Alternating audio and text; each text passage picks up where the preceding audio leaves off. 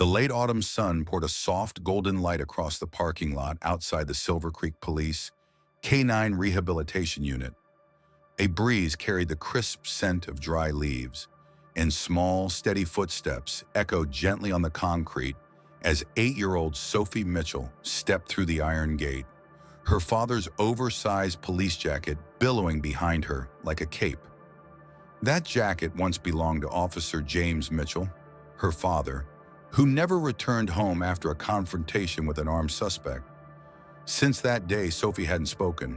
Not a word, not a tear. Only silence, thick and heavy, as if the final gunshot had buried every sound inside her. She moved quietly past the rows of kennels at the far end of the yard, where retired K-9 officers spent their quiet days. Beneath the heavy coat, her small frame nearly disappeared. The sleeves hid her hands. The collar swallowed her chin, but she didn't wear it for warmth. She wore it like armor, like a piece of her father still holding her.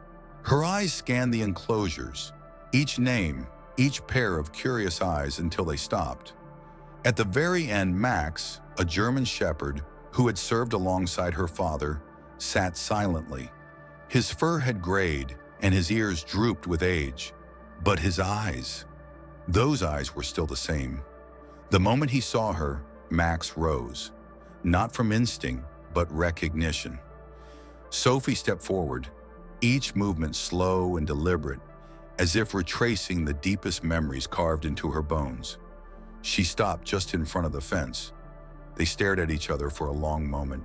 Then gently, Sophie sat down, placing her small hand against the cold metal. Max moved closer, pressing his body against the bars, as if trying to erase the space between them. Sophie leaned in, her lips just inches from his ear, and whispered something no one else could hear. Max stood still, his breathing slowed, his shoulders softened. He rested his head against her hand, not like a dog obeying a command, but like a friend remembering what once was. Behind them, the staff at the center stood still. No one said a word. They didn't need to. This wasn't just a visit, it was a homecoming. In that quiet space stood a little girl who had lost her voice, and a dog who didn't need words to understand. Between them was a language unspoken, woven from pain and trust. And in that moment, as golden light fell across the concrete and fur, Sophie was no longer the silent girl with a lost father. She was something whole. She was simply Sophie. No one quite remembers when Sophie and her mother first began visiting the center. But ever since that day, every Saturday at exactly 3 p.m., they returned, walking through the same iron gate, past the same familiar kennels, always toward the last one. No one asked why. They didn't need to. The staff at the Silver Creek Police K-9 Rehabilitation Unit had grown used to the sight. A small girl wrapped in her father's oversized police coat, moving slowly, as if each step were part of a quiet ritual. And Max, the retired K-9, always stood before she even appeared. No barking, no command. He just knew and waited. As Sophie rounded the final corner, Max would already be standing still, ears forward, eyes fixed on the entrance, like a soldier awaiting orders. And when he saw her, always her, he would move to the bars and wait. Sophie never rushed, never ran. Every step she took felt like a journey through memory. Her mother, Claire, followed quietly from a respectful distance. She knew this was not a place for words. It was a space for two souls still clinging to the presence of someone who was no longer there. Sophie would crouch down, set her sketchbook beside her, and slip her fingers through the fence, right where Max always waited. He leaned into her hand every time. No training, no command, just understanding. In those moments, Sophie often closed her eyes, and it felt like leaning against her father's shoulder. Safe, familiar, whole. When Sophie looked into Max's eyes, she didn't just see a dog. She saw glimpses of laughter in the patrol car, late-night dinners after shifts, the way her father's hat tilted sideways when he made her giggle. No one at the center knew the full story, but a few officers who had worked with Officer James Mitchell remembered. They said that when James fell during that violent arrest, Max didn't flee. He stayed by his side, quiet, still. Then gently he nudged his partner's hand with his nose, as if to wake him, and then he barked, loud, long, unrelenting, like calling life back into his friend. Max had never been the same since, and from the moment Sophie walked into his life, he didn't have to be a warrior anymore.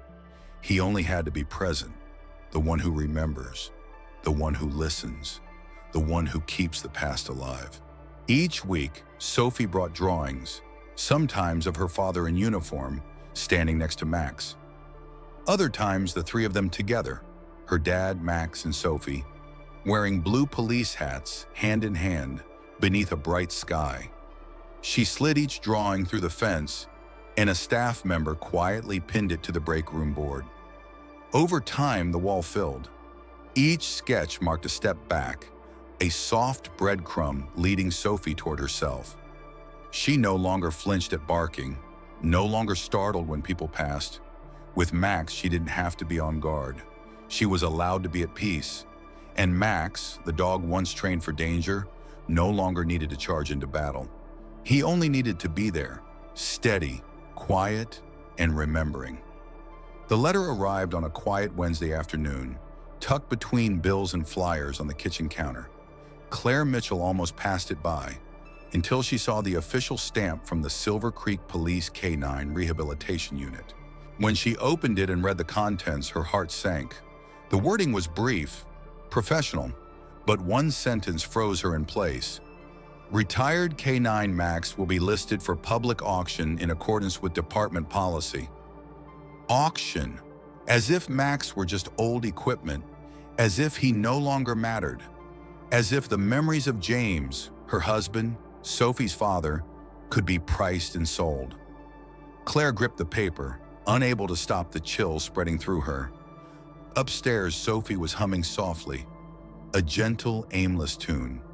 It was the kind of sound Claire hadn't dared to hope for in years. No, she couldn't let this happen. Not now.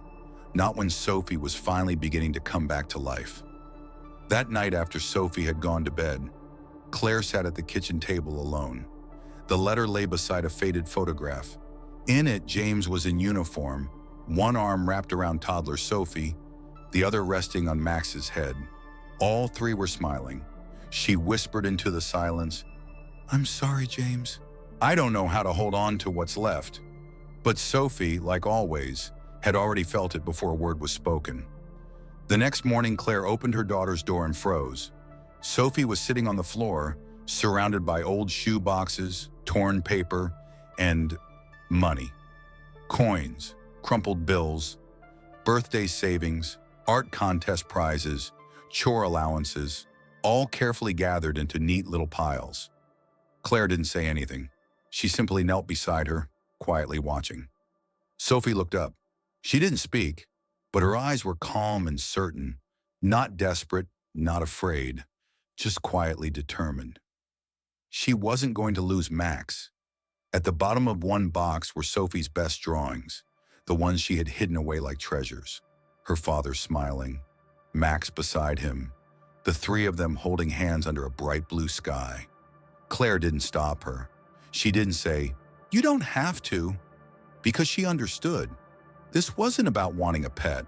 This was about a child trying to hold on to the last piece of her father. On Monday morning, Sophie left the house quietly. Her backpack felt lighter than usual, but her heart heavier, carrying a silent mission. Inside her side pouch were the drawings she held most dear, portraits of her father in uniform, Max beside him, and memories only they had shared, reading on the porch, laughing under the rain. She didn't tell anyone, not even Claire. But during recess, she opened the pouch, laid her drawings across a bench in the schoolyard. No shouting, no signs, just a few handwritten notes. For Max. "All proceeds go to saving my best friend," one teacher noticed. then a classmate, then another. The story began to spread, quiet and slow, like a sad song that made people stop and listen. The news reached Claire late in the afternoon when a teacher called, her voice trembling with emotion. "She didn't say a word," the teacher said, "but everything said enough." Claire stood still for a long moment after the call ended. That night, dinner was quiet, not with fear, but with shared knowing. When Sophie set her spoon down, Claire reached across the table, her hand wrapping gently around her daughter's. Her voice wasn't loud, but it was steady. "Sweetheart, whatever it takes, I'll bring Max home to you." Silence followed, no tears, just the kind of look that said everything love is supposed to. Not always spoken loudly, but always, always carried through. The evenings that followed felt different, not rushed, not noisy, but like quiet rituals, as if mother and daughter were preparing for something far bigger than themselves. They sat at the dinner table, candlelight flickering gently across the wood, laying out the money in neat piles, coins, crumpled bills, leftover gift cards. Claire and Sophie counted, then counted again. No one said, "Is it enough?" Only, "Whatever we have, we give it all." Sophie's drawings were carefully sealed in clear plastic sleeves. Each had a handwritten note, title, price, and a small line at the bottom, "For Max." Some drawings showed Max sitting on their front porch. Others had him beside her father, his eyes drawn so gently they seemed to look right into the soul. One drawing, tucked deepest in the pile, was Sophie's most precious. Her father carried her on his shoulders, Max running beside them, all three of them laughing. Claire couldn't look at it long. It caught her breath. On Thursday night, Claire printed one more flyer for the auction and laid it on the table. They stared at it together, saying nothing. Bold black letters on white paper read, "Public Auction, K9 Max, Silver Creek Community Center, Friday, 3 p.m. The next morning, as Sophie packed her school bag, Claire asked gently, "What would you like to wear tomorrow?" Sophie paused, then pulled out a soft blue dress. Simple round neckline, clean fabric. Claire nodded. That night she ironed it twice, not for wrinkles, but for respect. After dinner, Claire opened a small wooden box from the drawer. Sophie recognized it instantly. Inside was her father's police badge. She opened it in silence, lifting the badge with both hands. Under the light, the engraving shimmered. James Mitchell, Officer Number 218. She didn't say a word, but carefully she tucked the badge into the pocket of the blue dress hanging by her bed. Not as a keepsake, but as a declaration. If nothing else speaks for me, this will. Claire wanted to say something brave, something strong, but all she could manage was, "Tomorrow we'll do our best. That's all we need to do." Sophie nodded. No tears, no fear, just readiness, quiet, steady, as if making a silent promise before walking into the impossible. The Silver Creek Community Center was usually a place for yoga classes, town meetings, or birthday parties. But today the folding tables were cleared, the chairs lined in neat rows, and the overhead lights shone on a floor that smelled faintly of wax. To most, it was just a small-town auction, but to Sophie, it was a courtroom, a battlefield, and a sanctuary all at once. Her heart beat softly but firmly. She clutched her small purse filled with everything, money, drawings, and her father's badge. Claire walked beside her, silent, not out of fear, but because no words were necessary now. Max was already there. He sat calmly in the designated area for retired K9s, his nameplate resting against his fur. His eyes were locked on the entrance, and when Sophie walked in, he didn't move. He just looked at her, unblinking, unwavering, like a compass finding north. People began to whisper, "That's her, the Mitchell girl." No one came closer. The space around Sophie felt sacred. They sat in the front row. Claire placed the envelope of money on her lap, her hands tense. Sophie said nothing. She only looked at Max, and Max looked back, ready for whatever came next. The auction began. Dogs were brought out, names were called, bids placed, and then... Next up, K9 Max, ID SC 112. The gate opened. Max didn't need to be led. He walked the length of the hall on his own, quiet and dignified. When he reached Sophie, he stopped, looking up at her. Without hesitation, Sophie reached out and placed her hand on his head. For a moment, the entire room paused. The auctioneer smiled. "Looks like this one's already made his choice." A few chuckles rose from the crowd. And then, the side door creaked open. A tall man entered in a flawless suit, phone in one hand, briefcase in the other. Beside him bounced a young girl in a sparkly pink dress. Robert Langston, one of the city's wealthiest donors. His daughter Emily spotted Max and squealed, "Daddy, I want that one. He looks like a hero." Robert smiled smoothly. "You've waited long enough. If that's the one you want, we'll bring him home." He didn't know the story, hadn't noticed Sophie.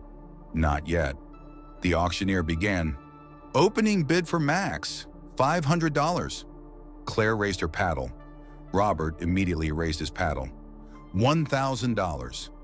$1,500, Claire called out. $2,000, Greg replied, his eyes indifferent.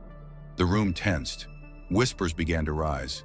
Sophie sat still, her hands clenched tightly in her lap. Max pressed against her legs. The numbers climbed. 3,000, 4,000.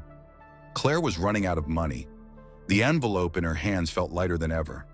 For the first time since entering the room, Sophie looked away from Max. Her eyes found Robert, then wandered to Claire, who sat still but resolute. The badge in her pocket suddenly felt heavier. 5,000, Claire said, her voice beginning to waver. 6,000. Greg raised his number again. Calm, unaffected. Claire hesitated. The room held its breath. The air inside the hall thinned into stillness. Claire clutched the envelope in her lap, almost empty now.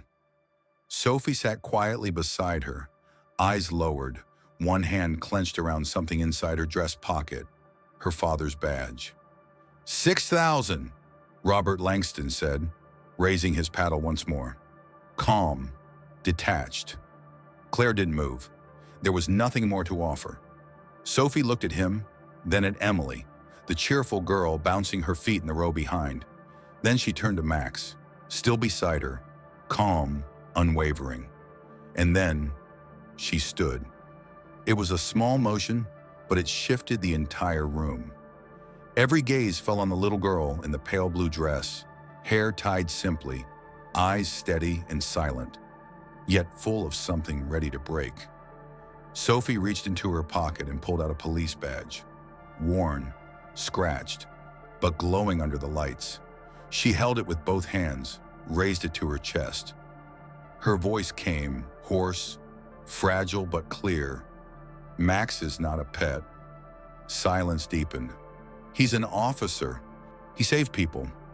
He was my dad's partner, and now he remembers what I can't anymore. Max stood by her side, unmoving, as if anchoring her with presence alone. Sophie's voice wasn't loud, but every word landed like a drum beat in the still air. She didn't cry. She didn't tremble. She simply spoke. "I don't remember my dad's laugh anymore," she said, eyes far away. But Max does. He remembers the smell of smoke on his uniform, the sound of his boots on the stairs, the things I'm afraid I'll forget forever. She turned to Robert, not accusing, just honest. "You can buy another dog, but I only have Max."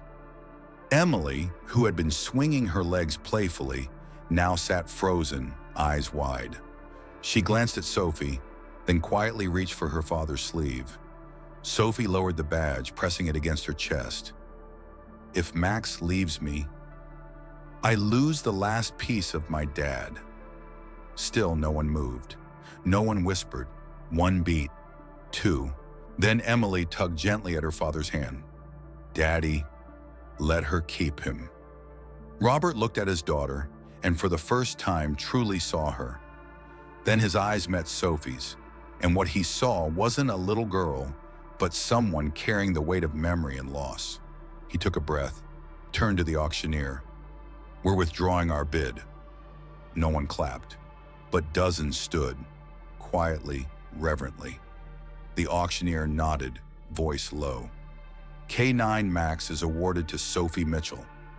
Claire wept, not from victory, but because, after 3 long years, her daughter had spoken, and every word had brought her back, one breath at a time. Max looked up at Sophie, and for the first time, his silence spoke louder than anything. The days after the auction passed like a quiet spring, unannounced, gentle, but undeniably changed. Max was home now, curled beneath Sophie's bed each night. His breathing was steady, slow, like a lullaby humming beneath the silence. That first night, Sophie whispered to him before falling asleep.